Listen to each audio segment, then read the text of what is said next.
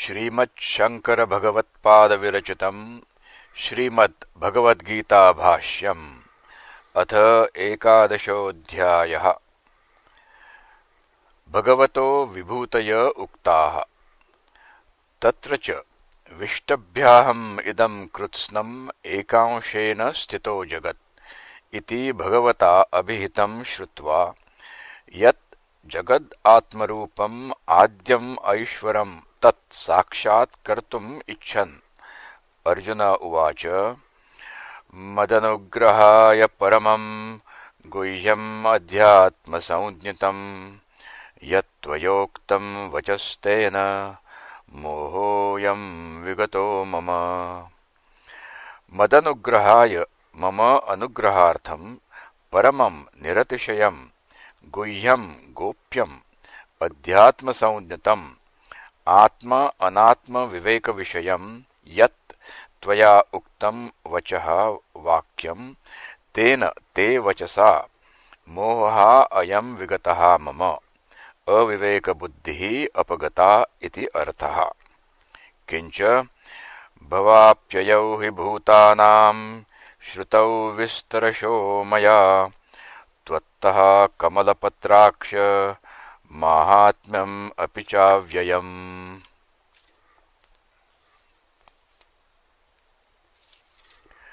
भवः उत्पत्तिः अपि अयः प्रलयः तौ भवाप्ययौ हि भूतानां श्रुतौ विस्तरशः मया न संक्षेपतः त्वत्तः त्वत्सकाशात् कमलपत्राक्ष कमलस्य पत्रं कमलपत्रम् तद्वत् अक्षिणी यस्य तव स त्वं कमलपत्राक्षः हे कमलपत्राक्ष महात्मानः भावः माहात्म्यम् अपि च अव्ययम् अक्षयम् श्रुतम् इति अनुवर्तते। एवमेतद्यथा तत्त्वम् आत्मानं परमेश्वर द्रष्टुमिच्छामि ते रूपम् ऐश्वरं पुरुषोत्तम। एवं एतत् न अन्यथा यथा येन प्रकारेण आत्थ कथयसि त्वम् आत्मानं परमेश्वर तथापि द्रष्टुम् इच्छामि ते तव ज्ञान ऐश्वर्य शक्ति बल वीर्य तेजोभिः सम्पन्नम् ऐश्वरं वैष्णवरूपं पुरुषोत्तम। मन्यसे यदि तच्छक्यं मया द्रष्टुम् इति प्रभो योगेश्वर ततो मे त्वं दर्शयात्मानमव्ययम्।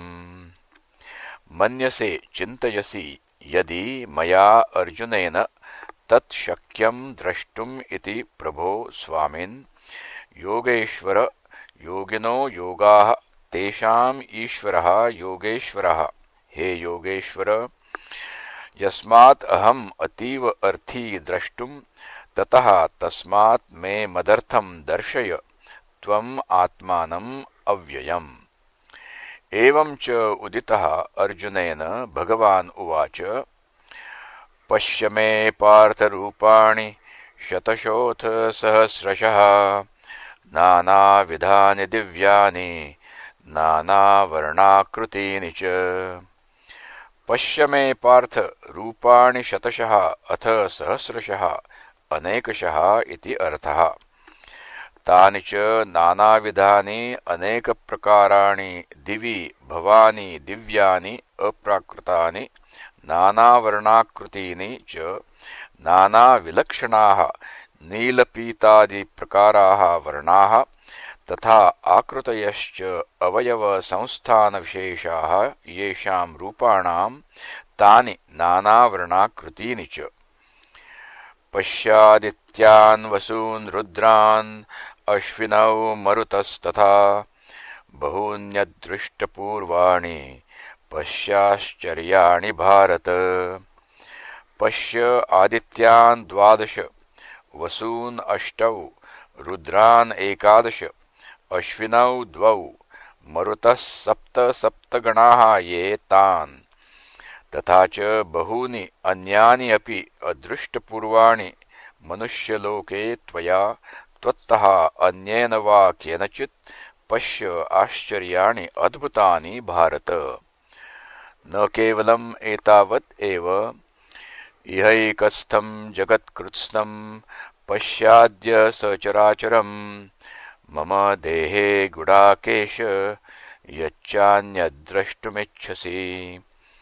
इह एकस्थम् एकस्मिन्नेव स्थितं जगत्कृत्स्नं समस्तं पश्य अद्य इदानीं सचराचरं सह चरेण अचरेण च वर्तते मम देहे गुडाकेश। यच्च अन्यत् जयपराजयादि यत् शङ्कसे, यद्वा जयेम यदि वा नो जयेयुः इति यत् अवोचः, तदपि द्रष्टुं यदि इच्छसि, किन्तु न तु मां शक्यसे द्रष्टुम् अनेनैव स्वचक्षुषा। दिव्यं ददामि ते चक्षुः पश्य मे योगमैश्वरम्। न तु मां विश्वरूपधरं शक्यसे द्रष्टुम् अनेन एव प्राकृतेन स्वचक्षुषा स्वकीयेन चक्षुषा। येन तु शक्यसे द्रष्टुं दिव्येन तत् दिव्यं ददामि ते तुभ्यं चक्षुः। तेन पश्य मे योगम् ऐश्वरम्। ईश्वरस्य मम ऐश्वरं योगं योगशक्ति अतिशयम् इति अर्थः। संजय उवाच एवं मुक्त्वा ततो राजन् महायोगेश्वरो हरिः दर्शयामास पार्थाय परमं रूपमैश्वरम्। एवं यथोक्तप्रकारेण उक्त्वा ततः अनन्तरं राजन् धृतराष्ट्र महायोगेश्वरः महांश्च असौ योगेश्वरश्च हरिः नारायणः दर्शयामास दर्शितवान् पार्थाय पृथासुताय परमं रूपं विश्वरूपम् ऐश्वरम्। अनेकवक्त्रनयनम् अनेकाद्भुतदर्शनम् अनेकदिव्याभरणम् दिव्यानेकोद्यतायुधम्।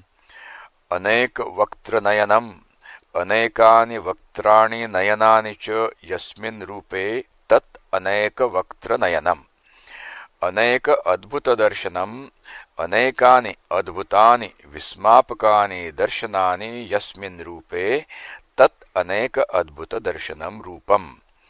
तथा अनेक दिव्याभरणम् अनेकानि दिव्यानि आभरणानि यस्मिन् तत् अनेक दिव्याभरणम्। तथा दिव्यानेकोद्यतायुधम् दिव्यानि अनेकानि अस्य आदीनि उद्यतानि आयुधानि यस्मिन् तत् दिव्यानेकोद्यतायुधम् दर्शयामास इति पूर्वेण सम्बन्धः। किञ्च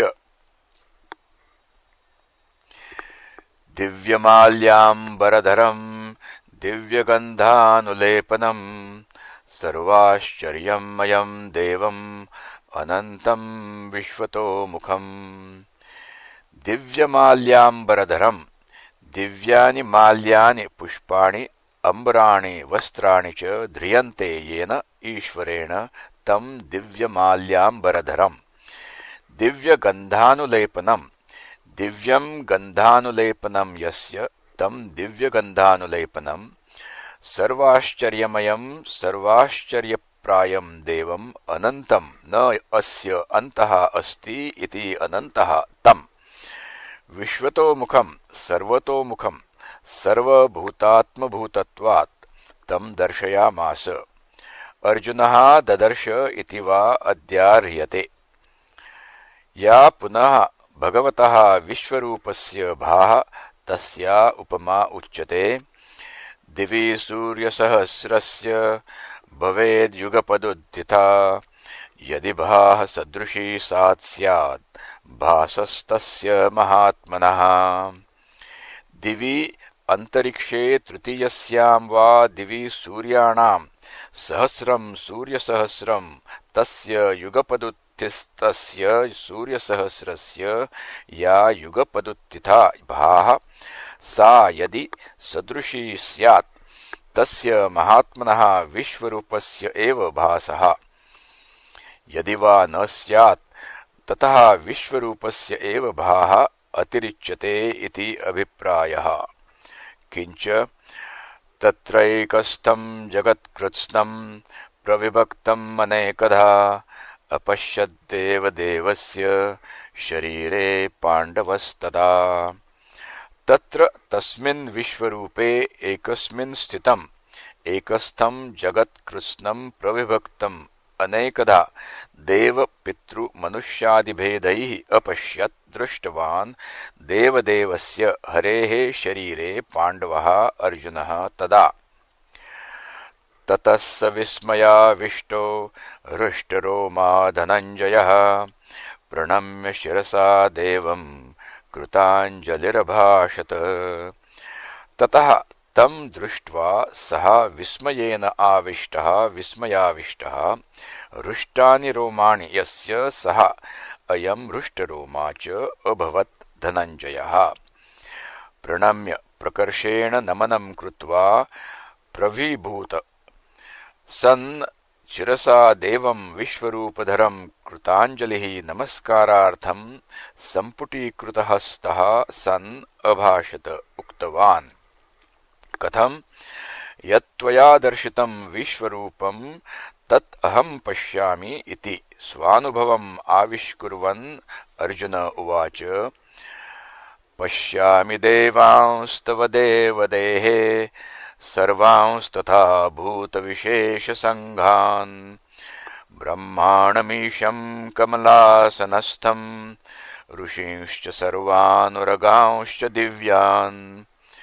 पश्यामि उपलभे हे देव तव देहे देवान् सर्वान् तथा भूतविशेषसङ्घान् भूतविशेषाणां स्थावरजङ्गमानां नानासंस्थानविशेषाणां सङ्घाः भूतविशेषसङ्घाः तान्। किंच ब्रह्माणं चतुर्मुखम् ईशम् ईशितारं प्रजानां कमलासनस्थं पृथिवी पद्ममध्ये मेरुकर्णिकासनस्थम् इत्यर्थः। ऋषींश्च वसिष्ठादीन् सर्वान् उरगांश्च वासुकिप्रभृतीन् दिव्यान् दिवि भवान्। अनेकबाहूदरवक्त्रनेत्रं पश्यामि त्वां सर्वतोऽनन्तरूपं नान्तं न मध्यं न पुनस्तवादिं पश्यामि विश्वेश्वर विश्वरूप। अनेकबाहूदरवक्त्रनेत्रम् अनेके बहवः उदराणि वक्त्राणि नेत्राणि च यस्य तव सः त्वम् अनेकबाहूदरवक्त्रनेत्रः तम् अनेकबाहूदरवक्त्रनेत्रम्। पश्यामि त्वां सर्वतः सर्वत्र अनन्तरूपम् अनन्तानि रूपाणि अस्य इति अनन्तरूपः तम् अनन्तरूपम्। न अन्तम् अन्तः अवसानं न मध्यं मध्यं नाम द्वयोः कोट्योः अन्तरं न पुनः तव आदिं। न देवस्य अन्तं पश्यामि न मध्यं पश्यामि न पुनः आदिं पश्यामि हे विश्वेश्वर विश्वरूप। किंच किरीटिनं गदिनं चक्रिणं च तेजोराशिं सर्वतो दीप्तिमन्तम् पश्यामि त्वां दुर्निरीक्ष्यं समन्तात् दीप्तानलार्कद्युतिमप्रमेयम्। किरीटिनं किरीटं नाम शिरोभूषण विशेषः तत् यस्य अस्ति सः किरीटी तं किरीटिनं। तथा गदिनं गदा अस्य विद्यते इति गदी तं गदिनं। तथा चक्रिणं चक्रम् अस्य अस्ति इति चक्री तं चक्रिणं च। तेजोराशिं तेजःपुञ्जं सर्वतो दीप्तिमन्तं सर्वतो दीप्तिः अस्य अस्ति इति सर्वतो दीप्तिमान्। तं सर्वतो दीप्तिमन्तं पश्यामि त्वां दुर्निरीक्ष्यं दुःखेन निरीक्षः दुर्निरीक्षः तं दुर्निरीक्ष्यं समन्तात् समन्ततः सर्वत्र दीप्तानलार्कद्युतिम्। अनलश्च अर्कश्च अनलार्कौ दीप्तानलार्कौ तयोः दीप्तानलार्कयोः द्युतिः इव। द्युतिः तेजः यस्य तव स त्वं दीप्तानलार्कद्युतिः तं त्वां दीप्तानलार्कद्युतिम् अप्रमेयं न प्रमेयम् अशक्यपरिच्छेदम् इति एतत्। इत एव ते योगशक्तिदर्शनात् अनुमिनोमि। त्वमक्षरं परमं वेदितव्यम् त्वमस्य विश्वस्य परं निधानम् त्वमव्ययः शाश्वतधर्मगोप्ता सनातनस्त्वं पुरुषो मतो मे। त्वम् अक्षरं न क्षरति इति परमं ब्रह्म वेदितव्यं ज्ञातव्यं मुमुक्षुभिः। त्वम् अस्य विश्वस्य समस्तस्य जगतः परं प्रकृष्टं निधानं निधीयते अस्मिन् इति निधानं परः आश्रयः इति अर्थः। किञ्च त्वम् अव्ययः न तव व्ययो विद्यते इति अव्ययः। शाश्वत धर्मगोप्ता शश्वद्भवः शाश्वतः नित्यः धर्मः तस्य गोप्ता शाश्वत धर्मगोप्ता। सनातनः चिरन्तनः त्वं पुरुषः परमः मतः अभिप्रेतः मे मम। किञ्च अनादिमध्यान्तमनन्तवीर्यम् अनन्तबाहुं शशिसूर्यनेत्रम् पश्यामि त्वां दीप्तहुताशवक्त्रम् स्वतेजसा विश्वमिदं तपन्तम्। अनादिमध्यान्तम् आदिश्च मध्यञ्च अन्तश्च न विद्यते यस्य सः अयम् अनादिमध्यान्तः तं त्वाम् अनादिमध्यान्तम्। अनन्तवीर्यं न तव वीर्यस्य अन्तः अस्ति इति अनन्तवीर्यः तं त्वाम् अनन्तवीर्यम्। तथा अनन्तबाहुम् अनन्ताः बाहवः यस्य तव सः त्वम् अनन्तबाहुः तं त्वाम् अनन्तबाहुम्। शशिसूर्यनेत्रम् शशिसूर्यौ नेत्रे यस्य तव सः त्वं शशिसूर्यनेत्रः तं त्वां शशिसूर्यनेत्रम्। चन्द्रादित्यनयनम् पश्यामि त्वां दीप्तहुताशवक्त्रम् दीप्तश्च असौ हुताशश्च वक्त्रं यस्य तव सः त्वं दीप्तहुताशवक्त्रः तं त्वां दीप्तहुताशवक्त्रम्। स्वतेजसा विश्वम् इदं समस्तं तपन्तम्। द्यावा पृथिव्योरिदमन्तरं हि व्याप्तं त्वयैकेन दिशश्च सर्वाः दृष्ट्वाद्भुतं रूपमिदं तवोग्रम् लोकत्रयं प्रव्यथितं महात्मन्। द्यावा पृथिव्योः इदम् अन्तरं हि अन्तरिक्षं व्याप्तं त्वया एकेन विश्वरूपधरेण दिशश्च सर्वाः व्याप्ताः दृष्ट्वा उपलभ्य अद्भुतं विस्मापकं रूपम् इदं तव उग्रं क्रूरं लोकानां त्रयं लोकत्रयं प्रव्यथितं भीतं प्रचलितं वा हे महात्मम् अक्षुद्र स्वभाव। अथ अधुना पुरा यद्वा जयेम यदि वा नो जयेयुः इति अर्जुनस्य यः संशयः आसीत् तन्निर्णयाय पाण्डवजयम् ऐकान्तिकं दर्शयामि इति प्रवृत्तः भगवान्। तं पश्यन् आह किञ्च अमीहित्वा सुरसङ्घा विशन्ति केचिद्भीताः प्राञ्जलयो गृह्णन्ति स्वस्तीत्युक्त्वा महर्षिसिद्धसङ्घाः स्तुवन्ति त्वां स्तुतिभिः पुष्कलाभिः। अमीहि युध्यमाना योद्धारः त्वां सुरसङ्घाः ये अत्र भूमारावताराय अवतीर्णाः वस्वादिदेवसङ्घाः मनुष्यसंस्थानाः त्वां विशन्ति प्रविशन्तः दृश्यन्ते। तत्र केचिद्भीताः प्राञ्जलयः सन्तो गृह्णन्ति स्तुवन्ति त्वाम् अन्ये पलायने अपि अशक्ताः सन्तः युद्धे प्रत्युपस्थिते उत्पादादीनि मित्तानि उपलक्ष्य स्वस्ति अस्तु जगतः इति उक्त्वा महर्षि सिद्धसंगाः महर्षीणां सिद्धानां च संगः स्तुवन्ति त्वां स्तुतिभिः पुष्कलाभिः सम्पूर्णाभिः। किंच अन्यत् रुद्रादित्या वसवो ये च साध्या विश्वेश्विनौ मरुतश्चोष्मपाश्च गन्धर्वयक्षासुरसिद्धसंघा वीक्षन्ते त्वां विस्मिताश्चैव सर्वे।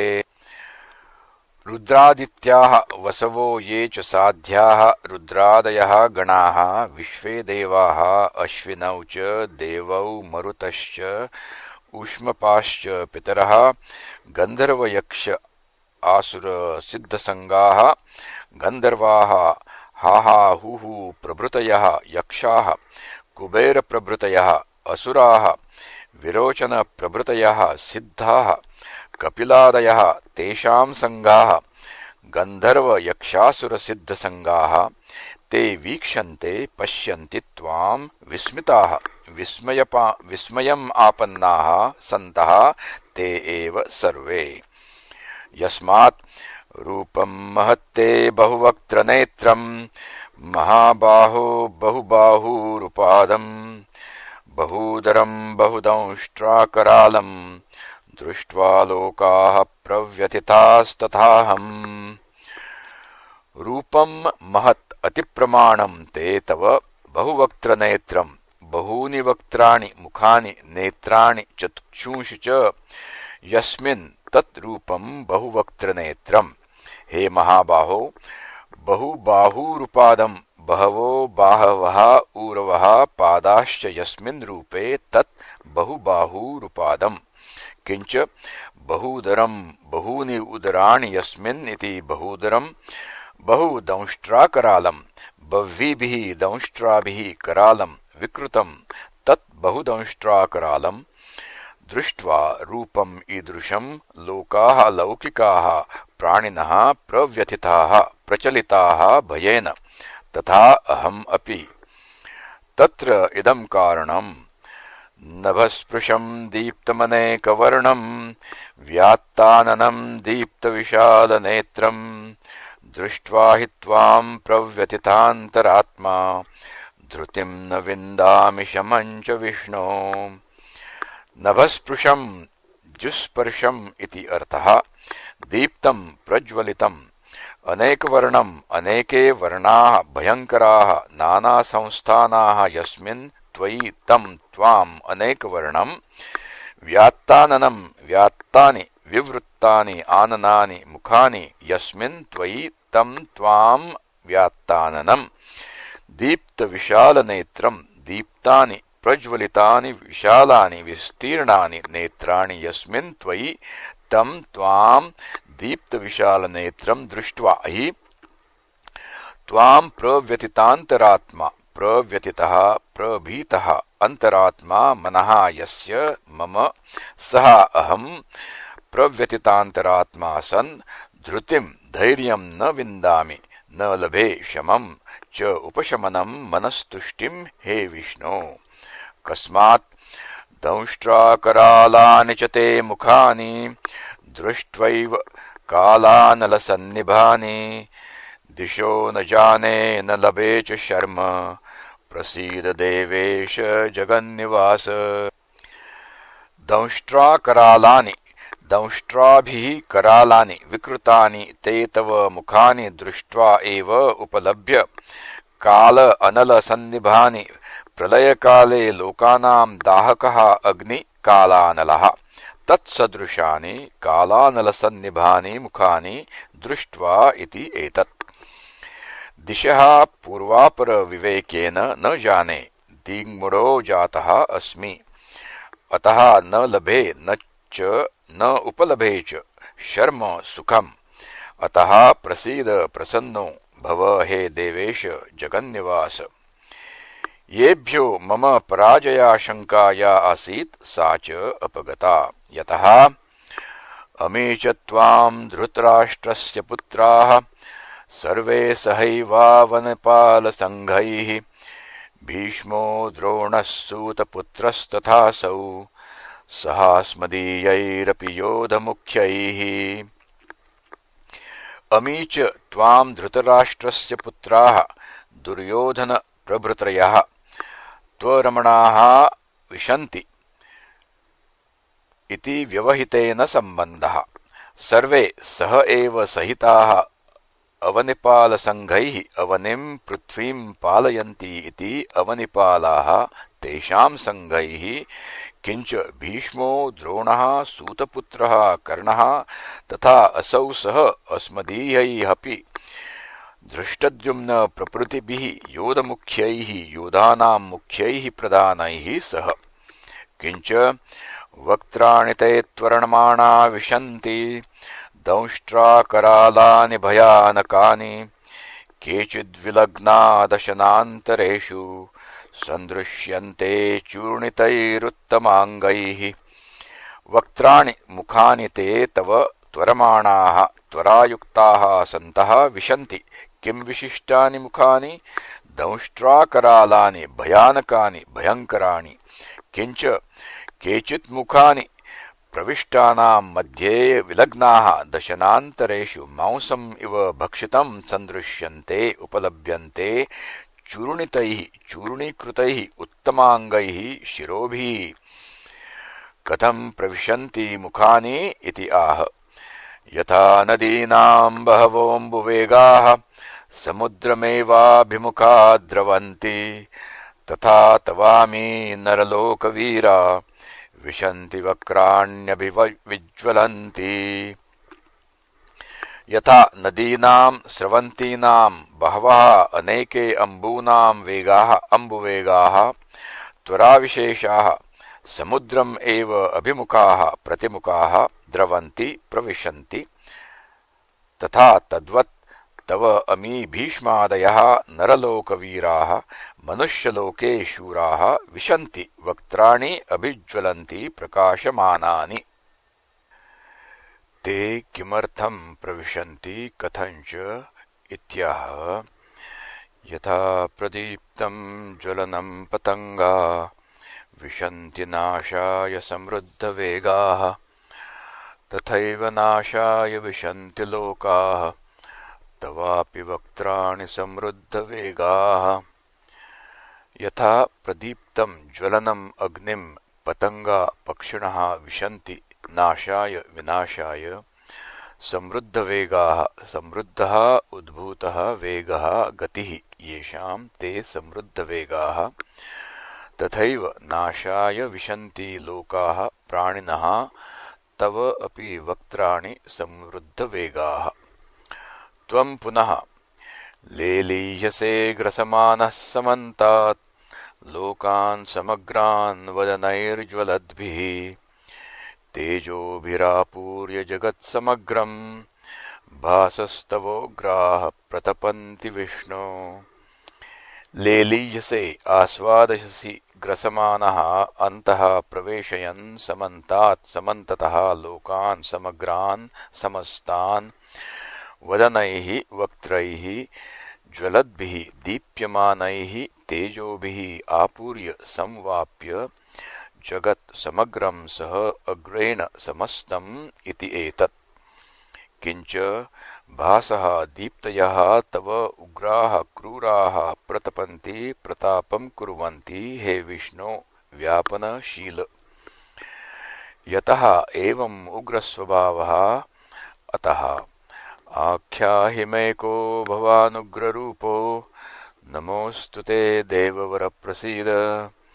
विज्ञातुमिच्छामि भवन्तमाद्यं न हि प्रजानामि तव प्रवृत्तिम्।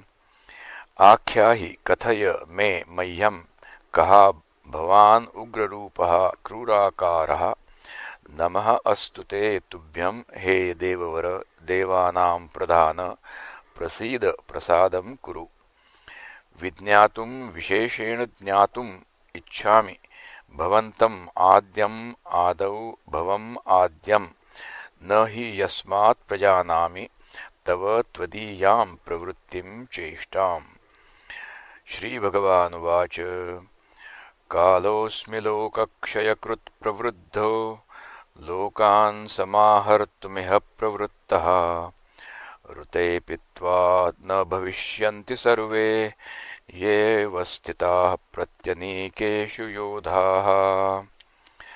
कालः अस्मि लोकक्षयकृत् लोकानां क्षयं करोति इति लोकक्षयकृत् प्रवृद्धः वृद्धिं गतः। यदर्थं प्रवृद्धः तत् शृणु। लोकान् समाहर्तुं संवर्तुम् इह अस्मिन् काले प्रवृत्तः। ऋते अपि विनापि त्वां न भविष्यन्ति भीष्मद्रोणकर्णप्रभृतयः सर्वे येभ्यः तव आशंका ये अवस्थिताः प्रत्यनीकेषु अनेकमनेकं प्रत्यनीकेषु प्रतिपक्षभूतेषु अनेकेषु योद्धारः। यस्मात् एवं तस्मात् त्वमुत्तिष्ठ यशो लभस्व जित्वा शत्रून् भुङ्क्ष्व राज्यं समृद्धम्। मयैवैते निहताः पूर्वमेव निमित्तमात्रं भव सव्यसाचिन्। तस्मात् त्वम् उत्तिष्ठ भीष्म प्रभृतयः अतिरताः अजेयाः देवैरपि अर्जुनेन जिताः इति यशः लभस्व। केवलं पुण्यैः हि तत् प्राप्यते। जित्वा शत्रून् दुर्योधन प्रभृतीन् भुङ्क्ष्व राज्यं समृद्धम् असपत्नम् अकण्टकम्। मया एव एते निहताः निश्चयेन हताः प्राणैः वियोजिताः पूर्वम् एव। निमित्तमात्रं भवत्वं हे सव्यसाचिन्। सव्येन वामेन अपि हस्तेन शराणां क्षेप्ता सव्यसाची इति उच्यते अर्जुनः। द्रोणं च भीष्मं च जयद्रथं च कर्णं तथान्यानपि योधवीरान् मया हतास्त्वं जहिमा व्यतिष्ठा युध्यस्व जेतासि रणे सपत्नान्। द्रोणं च येषु योधेषु अर्जुनस्य आशंका तांस्तान् व्यपदिशति भगवान् मया हतान् इति। तत्र द्रोणभीष्मयोः तावत् प्रसिद्धम् आशंका कारणम्। द्रोणस्तु धनुर्वेदाचार्यः दिव्यास्त्रसम्पन्नः आत्मनश्च विशेषतः गुरुः गरिष्ठः। भीष्मश्च स्वच्छन्दमृत्युः दिव्यास्त्रसम्पन्नश्च परशुरामेण द्वन्द्वयुद्धम् अगमत् न च पराजितः। तथा जयद्रथः यस्य पिता तपः चरति मम पुत्रस्य शिरः भूमौ निपातयिष्यति यः तस्यापि शिरः पतिष्यति इति। कर्णः अपि वासवदत्तया शक्त्या त्वमोघया सम्पन्नः सूर्यपुत्रः कानीनः यतः अतः तन्नाम्ना एव निर्देशः। मया हतान् त्वं जहि निमित्तमात्रेण मा व्यथिष्ठाः तेभ्यः भयं मा कार्षीः। युध्यस्व जेतासि दुर्योधनप्रभृतीन् रणे युद्धे सपत्नान् शत्रून्।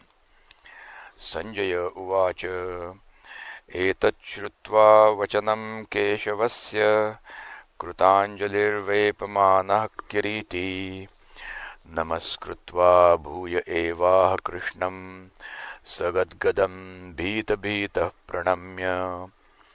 एतत् श्रुत्वा वचनं केशवस्य पूर्वोक्तं कृताञ्जलिः सन् वेपमानः कम्पमानः किरीटी नमस्कृत्वा भूयः पुनः एव आह उक्तवान् कृष्णं सगद्गदं भयाविष्टस्य दुःखाभिघातात् स्नेहाविष्टस्य च हर्षोद्भवात्। अश्रुपूर्णनेत्रत्वे सति श्लेष्मणा कण्ठावरोधः। ततश्च वाचः अपाटवं मन्दशब्दत्वं यत् स गद्गदः तेन सह वर्तते इति स गद्गदं वचनम् आह इति वचनक्रियाविशेषणम् एतत्। भीतभीतः पुनः पुनः भयाविष्टचेताः सन् प्रणम्य प्रव्वः भूत्वा आह इति व्यवहितेन सम्बन्धः। अत्र अवसरे संजयवचनं साभिप्रायं कथं द्रोणादिषु अर्जुनेन निहतेषु अजेयेषु चतुर्षु निराश्रयः दुर्योधनः निहतः एव इति मत्वा धृतराष्ट्रः जयं प्रति निराशः सन् सन्धिं करिष्यति ततः शान्तिम् उपयेषां भविष्यति इति। तदपि न अश्रौषीत् धृतराष्ट्रः भवितव्यवशात्। अर्जुन उवाच स्थाने ऋषिकेश तव प्रकीर्त्या जगत्प्ररुष्यत्यनुरज्यते च रक्षांसि भीतानि दिशो द्रवन्ति सर्वे नमस्यन्ति च सिद्धसङ्गाः। स्थाने युक्तं किं तत् तव प्रकीर्त्या त्वन्माहात्म्यकीर्तनेन श्रुतेन हे ऋषिकेश यत् जगत् प्रहृष्यति प्रहर्षम् उपैति तत् स्थाने युक्तम् इत्यर्थः। अथवा विषयविशेषणं स्थाने इति। युक्तः हर्षादिविषयः भगवान् यतः ईश्वरः सर्वात्मा सर्वभूतसुहृच्च इति। तथा अनुरज्यते अनुरागं च उपैति तच्च विषये इति व्याख्येयम्। किंच रक्षांसि भीतानि भयाविष्टानि दिशः द्रवन्ति गच्छन्ति तच्च स्थाने विषये। सर्वे नमस्यन्ति नमस्कुर्वन्ति च सिद्धसङ्गाः सिद्धानां समुदायाः कपिलादीनां तच्च स्थाने। भगवतो अर्षादि विषयत्वे हेतुं दर्शयति। कस्माच्च ते न मेरन्महात्मन् गरीयसे ब्रह्मणोऽप्यादिकर्त्रे अनन्तदेवेश जगन्निवास त्वमक्षरं सदसत्तत्परं यत्। कस्माच्च हेतोः ते तुभ्यं न नमेरन् नमस्कुर्युः हे महात्मन् गरीयसे गुरुतराय। यतः ब्रह्मणः हिरण्यगर्भस्य अपि आदिकर्ता कारणम् अतः तस्मात् आदिकर्त्रे। कथम् एते न नमस्कुर्युः अतः हर्षादीनां नमस्कारस्य च स्थानं त्वम् अर्हः विषयः इत्यर्थः। हे अनंत देवेश हे जगन्निवास त्वम् अक्षरं तत्परं यत् वेदान्तेषु श्रूयते किन्तत् सत् असत् इति। सत् विद्यमानम् असच्च यत्र न अस्ति इति बुद्धिः। ते उपधानभूते सद् असति यस्य अक्षरस्य यद्वारेण सद् असति इति उपचर्यते। परमार्थतः तु सद् असतोः परं तत् अक्षरं यत् अक्षरं वेदविदः वदन्ति तत् त्वम् एव न अन्यत् इति अभिप्रायः। पुनरपि स्तौति त्वमादिदेवः पुरुषः पुराणः त्वमस्य विश्वस्य परन्निधानम् वेत्तासि वेद्यं च परं च धाम त्वया ततं विश्वमनन्तरूप। त्वम् आदिदेवः जगतः स्रष्टृत्वात् पुरुषः पुरीशयनात् पुराणः चिरन्तनः त्वम् एव अस्य विश्वस्य परं प्रकृष्टं निधानं निधीयते अस्मिन् जगत् सर्वं महाप्रलयादौ इति। किंच वेत्ता असि वेदिता असि सर्वस्य एव वेद्यजातस्य यच्च वेद्यं वेदनार्हं तच्च असि परञ्च धाम परमं पदं वैष्णवम्। त्वया ततं व्याप्तं विश्वं समस्तं हे अनन्तरूप अन्तो न विद्यते तव रूपाणाम्। किंच वायुर्यमोऽग्निर्वरुणः शशाङ्कः प्रजापतिस्त्वं प्रपितामहश्च नमो नमस्तेऽस्तु सहस्रकृत्वः पुनश्च भूयोऽपि नमो नमस्ते। वायुः त्वं यमश्च अग्निः वरुणः अपां पतिः शशाङ्कः चन्द्रमाः प्रजापतिः त्वं कश्यपादिः प्रपितामहश्च पितामहस्य अपि पिता प्रपितामहः ब्रह्मणः अपि पिता इत्यर्थः। नमो नमः ते तुभ्यम् अस्तु सहस्रकृत्वः पुनश्च भूयः अपि नमो नमः ते। बहुशः नमस्कार क्रियाभ्यास आवृत्तिगणनं कृत्वसुचा उच्यते पुनश्च भूयः अपि इति श्रद्धाभक्त्यशति अतिशयात् अपरितोषम् आत्मनः दर्शयति। तथा नमः पुरस्तादत पृष्ठतस्ते नमोऽस्तु ते सर्वत एव सर्व अनन्तवीर्यामितविक्रमस्त्वं सर्वं समाप्नोषि ततोऽसि सर्वः। नमः पुरस्तात् पूर्वस्यां दिशि तुभ्यम् अथ पृष्ठतः ते पृष्ठतः अपि च ते नमोऽस्तु ते सर्वत एव सर्वासु दिक्षु सर्वत्र स्थिताय हे सर्व। अनन्तवीर्यामितविक्रमः अनन्तं वीर्यम् अस्य अमितः विक्रमः अस्य वीर्यं सामर्थ्यं विक्रमः पराक्रमः वीर्यवान् अपि कश्चित् शत्रुवधादिविषये न पराक्रमते मन्दपराक्रमो वा। त्वन्तु अनन्तवीर्यः अमितविक्रमश्च इति अनन्तवीर्यामितविक्रमः।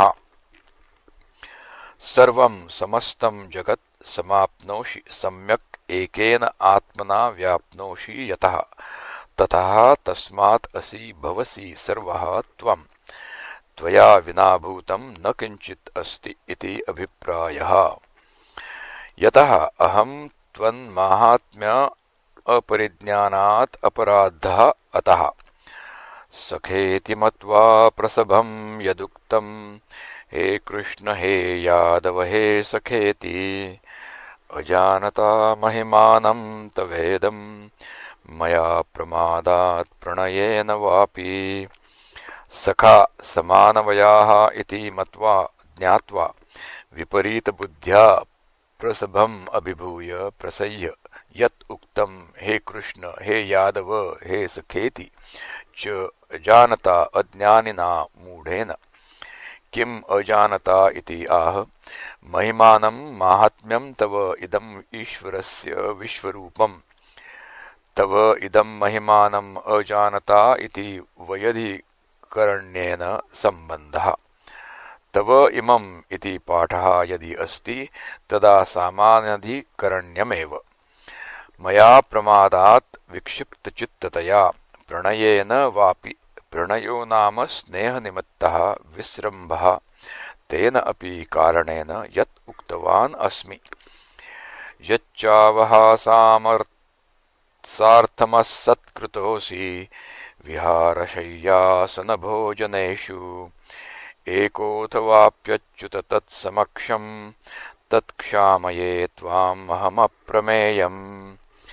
यच्च अवहासार्थं परिहासप्रयोजनाय असत्कृतः परिभूतः असि भवसि क्व विहारशय्यासनभोजनेषु विहरणं विहारः पादव्यायामः शयनं शय्या आसनम् आस्थायिका भोजनम् अदनम् इति एतेषु विहारशय्यासनभोजनेषु एकः परोक्षः सन् असत्कृतः असि परिभूतः असि। अथवापि हे अच्युत तत्समक्षं तच्छब्दः क्रियाविशेषणार्थः प्रत्यक्षं वा असत्कृतः असि तत्सर्वम् अपराधजातं क्षामये क्षमां कारये त्वाम् अहम् अप्रमेयं प्रमाणातीतम्। यतः त्वं पितासि लोकस्य चराचरस्य त्वमस्य पूज्यश्च गुरुर्गरीयान् न त्वत्समोऽस्त्यभ्यधिकः कुतोऽन्यो लोकत्रयेऽप्यप्रतिमप्रभाव। पिता असि जनयिता असि लोकस्य प्राणिजातस्य चराचरस्य स्थावरजङ्गमस्य। न केवलं त्वम् अस्य जगतः पिता पूज्यश्च पूजार्हः यतः गुरुः गरीयान् गुरुतरः। कस्मात् गुरुतरः त्वम् इति आह न त्वत्समः त्वत्तुल्यः अस्ति। न हि ईश्वरद्वयं सम्भवति अनेकेश्वरत्वे व्यवहारानुपपत्तेः।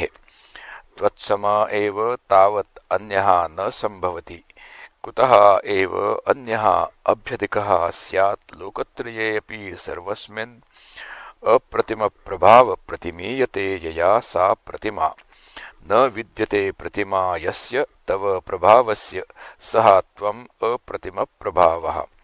हे अप्रतिम प्रभाव निरतश प्रभाव इति अर्थः। यतः एवं तस्मात् प्रणम्य प्रणिधाय कायं प्रसादये त्वाम् अहमीशमीड्यम् पितेव पुत्रस्य सखेव सख्युः प्रियः प्रियायार्हसि देव सोढुम्। तस्मात् प्रणम्य नमस्कृत्य प्रणिधाय प्रकर्षेण नीचैः धृत्वा कायं शरीरं प्रसादये प्रसादं कारये त्वाम् अहम् ईशम् ईशितारम् ईड्यं स्तुत्यम्। त्वं पुनः पुत्रस्य अपराधं पिता यथा क्षमते सर्वं सखा इव सख्युः अपराधं यथा वा प्रियः प्रियायाः अपराधं क्षमते एवं अर्हसि हे देव सोढुं प्रसहितुं क्षन्तुम् इत्यर्थः। अदृष्टपूर्वं हृषितोऽस्मि दृष्ट्वा भयेन च प्रव्यथितं मनो मे तदेव मे दर्शय देवरूपं प्रसीद देवेश जगन्निवास। अदृष्टपूर्वं न कदाचिद् अपि दृष्टपूर्वम् इदं विश्वरूपं तव मया अन्यैः वा तत् अहं दृष्ट्वा हृषितः अस्मि भयेन च प्रव्यथितं मनः मे। अतः तदेव मे मम दर्शय हे देव रूपं यत् मत्सखम्। प्रसीद देवेश जगन्निवास जगतो निवासो जगन्निवासः हे जगन्निवास। किरीटिनं गदिनं चक्रहस्तम् इच्छामि त्वां द्रष्टुमहं तथैव तेनैव रूपेण चतुर्भुजेन सहस्रबाहो भव विश्वमूर्ते। किरीटिनं किरीटवन्तं तथा गदिनं गदावन्तं चक्रहस्तम् इच्छामि त्वां प्रार्थये त्वां द्रष्टुम् अहं तथा एव पूर्ववत् इति अर्थः। यतः एवं तस्मात् तेनैव रूपेण वसुदेवपुत्ररूपेण चतुर्भुजेन सहस्रबाहो वार्तमानिकेन विश्वरूपेण भव विश्वमूर्ते उपसंवृत्य विश्वरूपं तेनैव रूपेण भव इति अर्थः। अर्जुनं भीतम् उपलभ्य उपसंवृत्य विश्वरूपं प्रियवचनेन आश्वासयन् श्रीभगवान् उवाच मया प्रसन्नेन तवार्जुनेदं रूपं परं दर्शितमात्मयोगात् तेजोमयं विश्वमनन्तमाद्यं यन्मे त्वदन्येन न दृष्टपूर्वम्। मया प्रसन्नेन प्रसादो नाम त्वयि अनुग्रहबुद्धिः तद्वता प्रसन्नेन मया तव हे अर्जुन इदं परं रूपं विश्वरूपं दर्शितम् आत्मयोगात् आत्मनः ऐश्वर्यस्य सामर्थ्यात् तेजोमयं तेजप्रायं विश्वं समस्तम् अनन्तम् अन्तरहितम् आदौ भवम् आद्यं यत् रूपं मे मम त्वत् अन्येन त्वत्तः अन्येन केनचित् न दृष्टपूर्वम्। आत्मनः मम रूपदर्शनेन कृतार्थ एव त्वं संवृत्तः इति तत्स्तौति। न वेदयज्ञाध्ययनैर्न दानैः न च क्रियाभिर्न तपोभिरुग्रैः एवं रूपः शक्य एव अहं नृलोके द्रष्टुं त्वदन्येन कुरु प्रवीर। न वेदयज्ञ अध्ययनैः चतुर्णाम् अपि वेदानाम् अध्ययनैः यथावत् यज्ञाध्ययनैश्च वेदाध्ययनैः एव यज्ञाध्ययनस्य सिद्धत्वात् पृथक् यज्ञ अध्ययनग्रहणं यज्ञविज्ञान उपलक्षणार्थं तथा च दानैः तुलापुरुषादिभिः न च क्रियाभिः अग्निहोत्रादिभिः श्रौतादिभिः न अपि तपोभिः उग्रैः चान्द्रायणादिभिः उग्रैः घोरैः एवं रूपः यथा दर्शितं विश्वरूपं यस्य सः अहम् एवं रूपः न शक्यः अहं नृलोके मनुष्यलोके द्रष्टुं त्वद् अन्येन त्वत्तः अन्येन कुरु प्रवीर। मा ते व्यथा मा च विमूढभावो दृष्ट्वा रूपं घोरमिद्रुङ्ममेदम् व्यपेतभिः प्रीतमनाः पुनस्त्वं तदेव मे रूपमिदं प्रपश्य। मा ते व्यथा मा भूत् ते भयम् मा च विमूढभावः विमूढचित्तता दृष्ट्वा उपलभ्य रूपं घोरम् ईदृक् यथा दर्शितं मम इदम् व्यपेतभिः विगतभयः प्रीतमनाश्च सन् पुनः भूयः त्वं तदेव चतुर्भुजं रूपं शङ्खचक्रगदाधरं तव इष्टं रूपम् इदं प्रपश्य। संजय उवाच इत्यर्जुनं वासुदेवस्तथोक्त्वा स्वकं रूपं दर्शयामास भूयः आश्वासयामास च भीतमेनं भूत्वा पुनः सौम्यवपुर्महात्मा। इति एवम् अर्जुनं वासुदेवः तथा भूतं वचनम् उक्त्वा स्वकं वसुदेवस्य गृहे जातं रूपं दर्शयामास दर्शितवान् भूयः पुनः आश्वासयामास च आश्वासितवान् भीतम् एनं भूत्वा पुनः सौम्यवपुः प्रसन्नदेहः महात्मा। अर्जुन उवाच दृष्ट्वेदं मानुषं रूपं तव सौम्यं जनार्दन इदानीमस्मि संवृत्तः सचेताः प्रकृतिं गतः। दृष्ट्वा इदं मानुषं रूपं मत्सखं प्रसन्नं तव सौम्यं जनार्दन इदानीम् अधुना अस्मि संवृत्तः संजातः किं सचेताः प्रसन्नचित्तः प्रकृतिं स्वभावं गतश्च अस्मि। श्रीभगवानुवाच सुदुर्दर्शमिदं रूपं दृष्टवानसि यन्मम देवा अप्यस्य रूपस्य नित्यं दर्शनकाङ्क्षिणः। सुदुर्दर्शं सुष्ठुदुःखेन दर्शनम् अस्य इति सुदुर्दर्शम् इदं रूपं दृष्टवान् असि यत् मम देवाः अपि अस्य मम रूपस्य नित्यं सर्वदा दर्शनकाङ्क्षिणः दर्शनेप्सोऽपि न त्वम् इव दृष्टवन्तः न द्रक्ष्यन्ति च इति अभिप्रायः। कस्मात् नाहं वेदैर्न तपसा न दानेन न चेज्जया शक्य एवं विधो द्रष्टुं दृष्टवानसि मां यथा।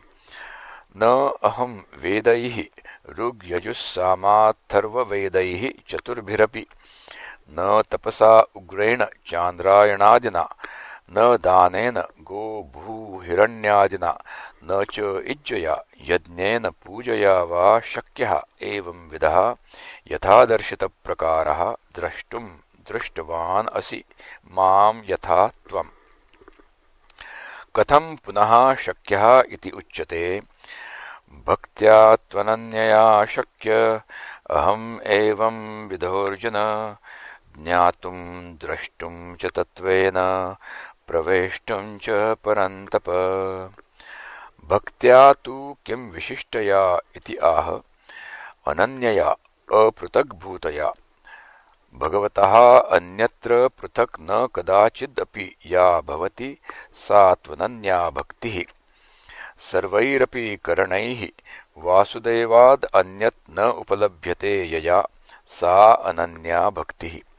तया भक्त्या शक्यः अहम् एवं विधः विश्वरूपप्रकारः हे अर्जुन ज्ञातुं शास्त्रतः। न केवलं ज्ञातुं शास्त्रतः द्रष्टुं च साक्षात्कर्तुं तत्त्वेन तत्त्वतः प्रवेष्टुं च मोक्षं च गन्तुं परन्तप। अधुना सर्वस्य गीताशास्त्रस्य सारभूतः अर्थः निःश्रेयसार्थः अनुष्ठेयत्वेन समुच्चित्य उच्यते मत्कर्म कृन् मत्परमो मद्भक्तः संगवर्जितः निर्वैरः सर्वभूतेषु यः स मामेति पाण्डव। इति श्रीमहाभारते शतसाहस्र्यां संहितायां वैयासिक्यां भीष्मपर्वणि श्रीमद्भगवद्गीतासूपनिषत्सु ब्रह्मविद्यायां योगशास्त्रे श्रीकृष्णार्जुनसंवादे विश्वरूपदर्शनयोगो नाम 11. मत्कर्मकृत् मदर्थं कर्म मत्कर्म तत्करोति इति मत्कर्मकृत् मत्परमः करोति भृत्यः स्वामिकर्म न तु आत्मनः परमाप्रेत्य गन्तव्या गतिः इति स्वामिनं प्रतिपद्यते। अयं तु मत्कर्मकृत् मामेव परमां गतिं प्रतिपद्यते इति मत्परमः। अहं परमः परा गतिः यस्य सोऽयं मत्परमः। तथा मद्भक्तः मामेव सर्वप्रकारैः सर्वात्मना सर्वोत्साहेन भजते इति मद्भक्तः। संगवर्जितः धन पुत्र मित्र कलत्र बन्धुवर्गेषु संगवर्जितः। संगः प्रीतिः स्नेहः तद्वर्जितः। निर्वैरः निर्गतवैरः सर्वभूतेषु शत्रुभावरहितः आत्मनः अत्यन्त अपकारप्रवृत्तेषु अपि। यः ईदृशः मद्भक्तः सः माम् एति अहम् एव तस्य परागतिः न अन्या गतिः काचित् भवति। अयं तव उपदेशः इष्टः मया उपदिष्टः हे पाण्डव इति। इति श्रीमत्परमहंसपरिव्राजकाचार्यस्य श्रीगोविन्दभगवत्पूज्यपादशिष्यस्य श्रीमच्छङ्करभगवतः कृतौ श्रीमद्भगवद्गीताभाष्ये 11.